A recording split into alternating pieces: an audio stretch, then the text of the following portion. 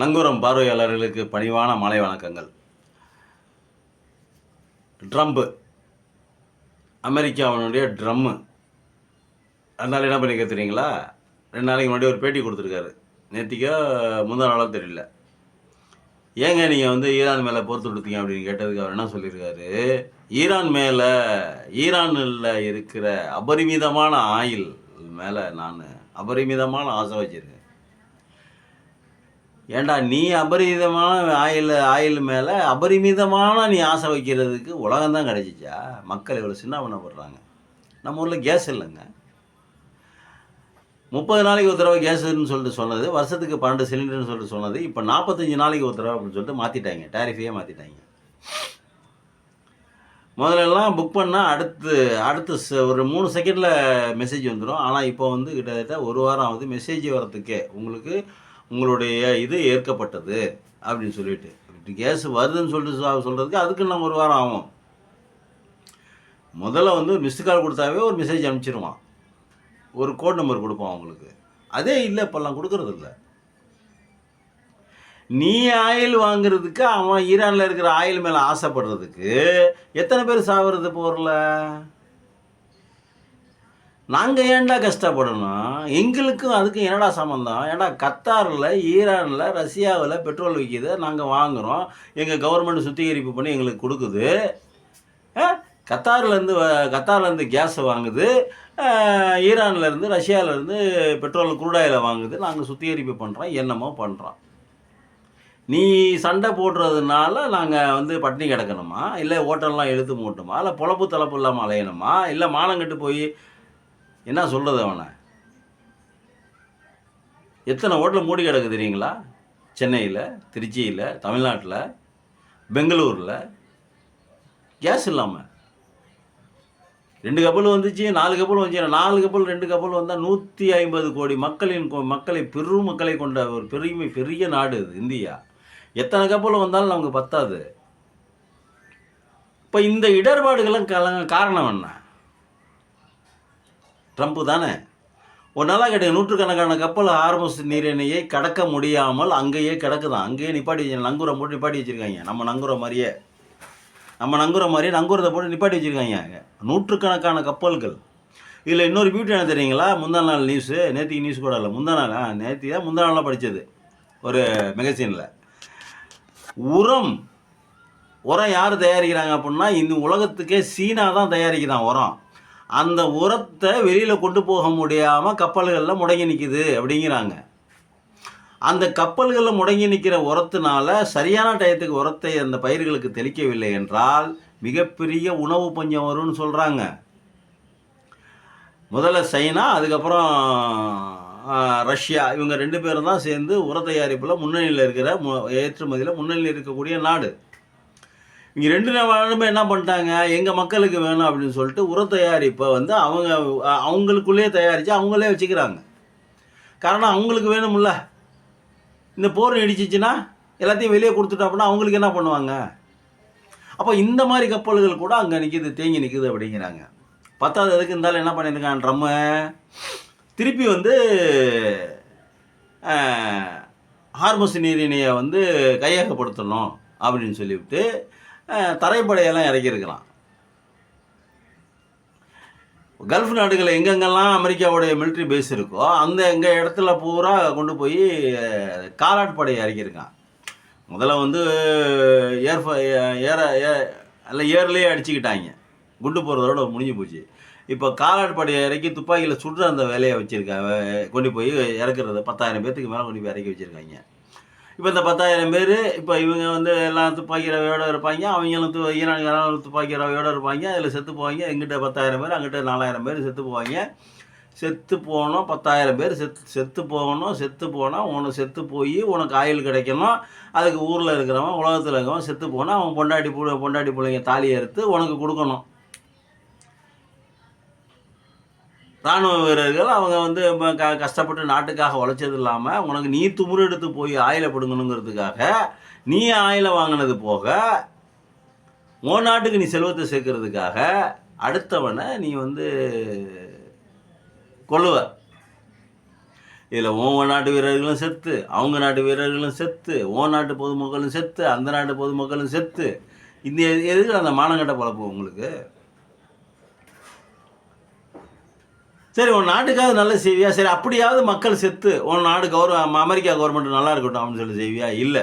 அதில் நீ எவ்வளோ உள்ளடி வேலை பார்க்குறேன்னு யாருக்கு தெரியும்? நீ எவ்வளோ உள்ளடி வேலை பார்க்குறேன்னு யாருக்கு தெரியும்? யாருக்கு தெரியும்? கமிஷன் வாங்குவ, இதான் ஒன்று பண்ணுவ. இப்போ வெனிசுலா என்ன பண்ணிச்சு? உடனே வெனிசுலா என்ன பண்ணிச்சு? ஒன்றும் பண்ணல. ஏன்னா ஒரு நாட்டினுடைய தலைவரை, ஒரு அதிபரை என்னது போதை மருந்து கடத்தலாம் அப்படின்னு சொல்லிவிட்டு அந்த வழக்கில் கைது செஞ்சு வச்சிருக்கிய. நீ எவ்வளோ ஒரு கொடூரமான ஆள், நீ எவ்வளோ மோசமான ஆள்.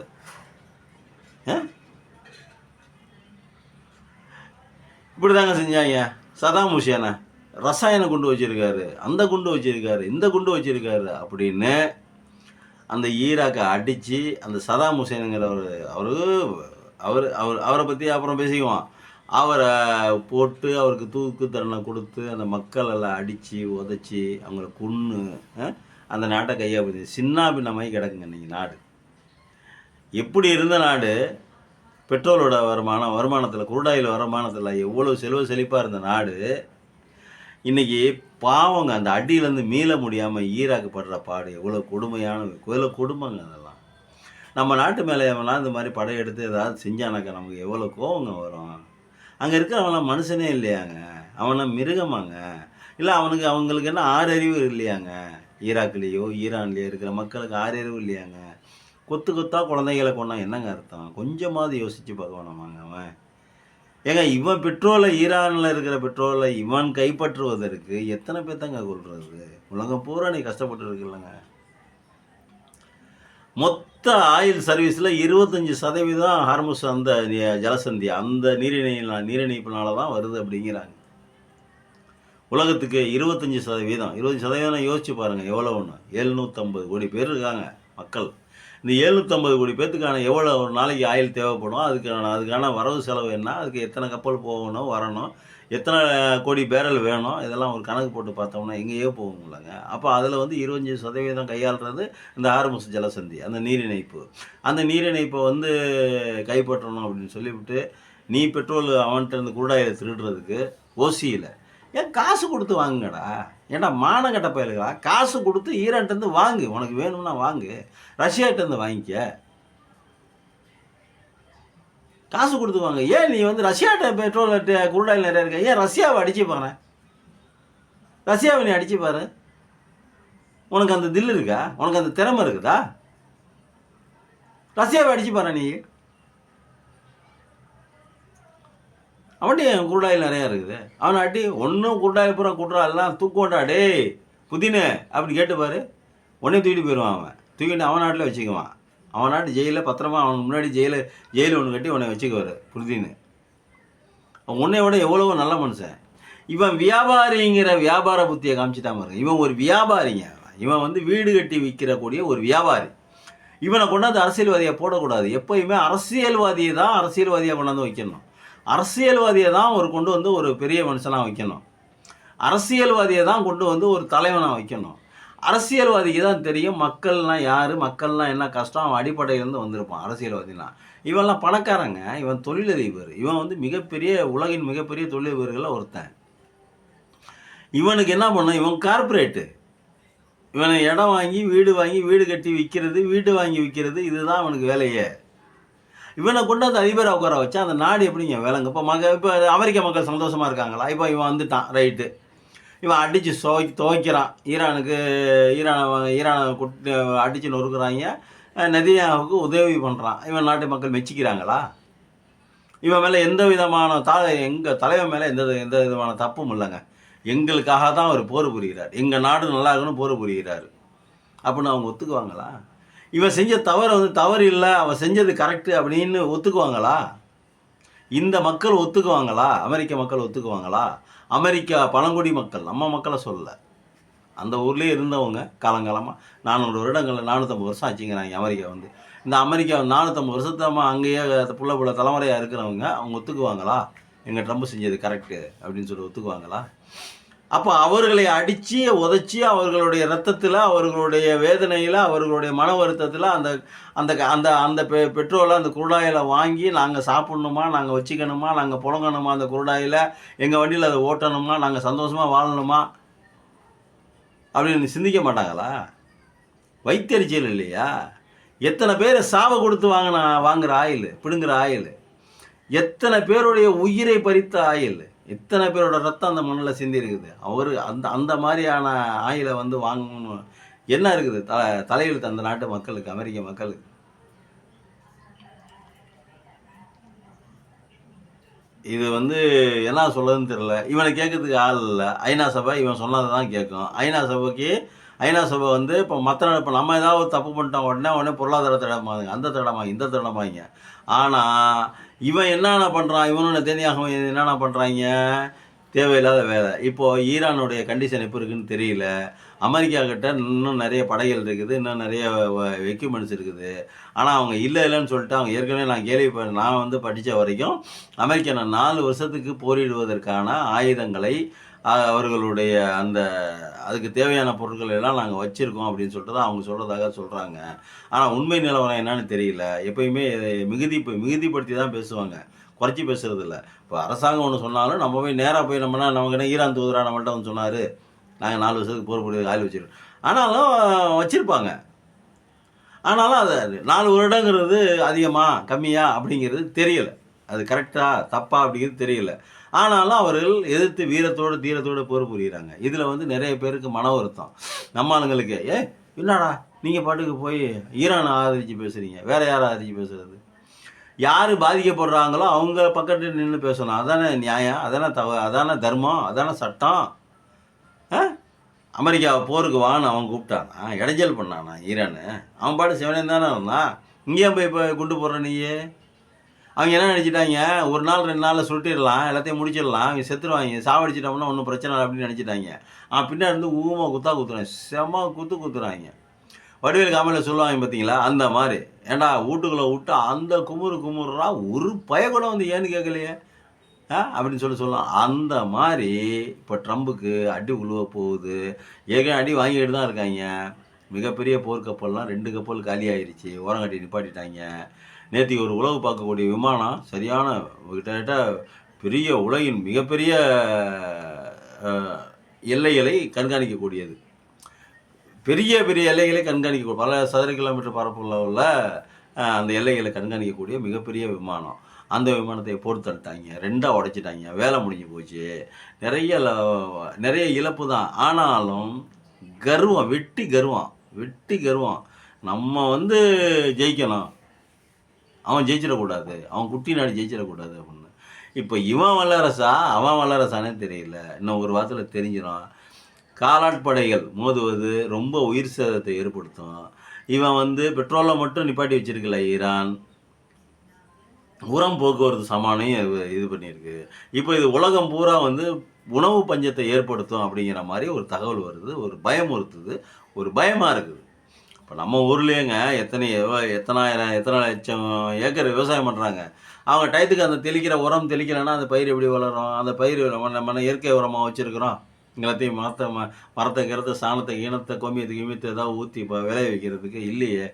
இயற்கை உரத்தை தானே நம்பி இருக்கிறோம். அந்த மாதிரி நம்மளை மத்திய அரசு ஒன்றிய அரசு வைக்கலையே. ஒன்றிய அரசு நம்மளை கேடுகட்ட கேவலமான நிலைமையிலாம் விவசாயிகளை வச்சுருக்குது. அப்போ இவங்க உரத்தை தானே வாங்கிப்பாங்க. இப்போ கார்பரேட்டினுடைய வேலை தானே அது. உரத்தை விற்கிறது. இப்போ ரஷ்யா தயாரிக்கிறான், சைனா தயாரிக்கிறான்னா அது யார் வாங்குவாங்க? ஒரு பெரிய கார்பரேட் தான் வாங்குவான். வாங்கி என்ன பண்ணுவான்? இந்தியா பூரா டிஸ்ட்ரிபியூட் பண்ணுவான். அப்போ அந்த காசு பூரா அவனுக்கு தான் போவோம். அப்போ அந்த மாதிரி தானே, இப்போ அந்த மாதிரி தான் நம்ம பழக்கி வச்சுருக்காங்க. இயற்கை விவசாயம்ப்பா யாரையும் நம்பியிருக்காதீங்க. நம்மளுடைய விவசாயத்தை நம்மளே பார்த்துக்குவோம். இதெல்லாம் தற்சார்பு.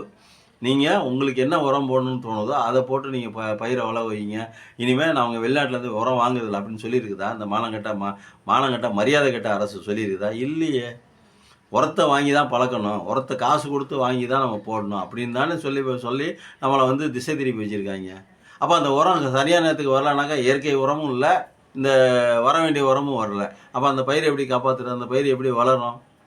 ஏற்கனவே உரம் போட்டு அந்த மண்ணை வந்து கெடுத்து குட்டி சவறு ஆக்கி விட்டான். மேற்கொண்டு உரம் ஓடலை அப்படின்னா அது எப்படி வளரும்? அப்போ எந்த சிந்தனையுமே இல்லாமல், எந்தவித தொலைநோக்கு பார்வையுமே இல்லாமல், போர்னா என்ன? அது எப்போ ஆரம்பிக்கணும்? எப்படி முடிக்கணும்? என்ன சமாச்சாரம்? எதுவுமே தெரியாமல் அந்த மானங்கெட்ட ட்ரம்ப் அவன் என்ன பண்ணியிருக்கிறான், ட்ரம்மு சண்டைக்கு போகிறேன்னு சொல்லிட்டு போய் உலக மக்கள் கிட்டத்தட்ட 750 கோடி பேர்த்துக்கும் பிரச்சனையை உண்டு பண்ணியிருக்கான். இவனுக்கு அந்த நாட்டில் வச்சுக்கலாமா இனிமேல்? தயவு செஞ்சு அமெரிக்க மக்களே, இந்த மாதிரி ஒரு அதிபரெல்லாம் தயவு செஞ்சு நாடு கடத்திடுங்க. ஓட்டு போட்ட பாவத்துக்கு நீங்கள் அனுபவிக்கிறீங்க. ஆனால் நீங்கள் ஓட்டு போட்ட பாவத்துக்கு உலகமே எதுக்கு அனுபவிக்கணும் அப்படிங்கிறதான் நம்ம கேள்வியாக இருக்குது. உலகத்தில் இருக்கிற எல்லாரும் ஏன் கஷ்டப்படணும்? நகரத்தில் இருக்கிறவங்க விறகு வாங்கி சமைக்க முடியுமாங்க? நகரத்தில் இருக்கிறவர்கள் விறகு வாங்கி சமைக்க முடியுமா? சாப்பிட முடியுமா? உடனே சொல்லிடுவாங்க, வந்து மைக்ரோவேவ் அவன் இருக்குது, அதை வாங்கி எல்லாம் எடுத்து வச்சு கொதி வச்சு சாப்பிட வேண்டியதானே. சரி, எத்தனை பேரால் வாங்க முடியும்? திடீர்னு போய் எத்தனை பேரால் வாங்க முடியும்? அதுக்கு கரண்ட் பில் யார் கட்டுறது? அவங்க அப்பா வந்து கட்டுவாரா? ஏற்கனவே மக்கள் பாவம் நொந்து நூலாகி போய் நைட்டு மகளும் உழைச்சிக்கிட்டு ரொம்ப கஷ்டப்படுறாங்க. மேற்கொண்டு இதெல்லாம் தேவையில்லாத சிரமமா? இன்னொரு காணொலி, சூப்பர் காணொலி இருக்குது. கேஸை வந்து பைப்பில் கொடுக்க போகிறாங்களாம், அது வந்து தனியார் கொடுக்க போகிறாங்களாம். அந்த மாதிரி ஒரு திட்டத்தை வச்சுருக்காங்க. அதை அடுத்த காணொலியில் பேசுவோம். நன்றி, வணக்கம்.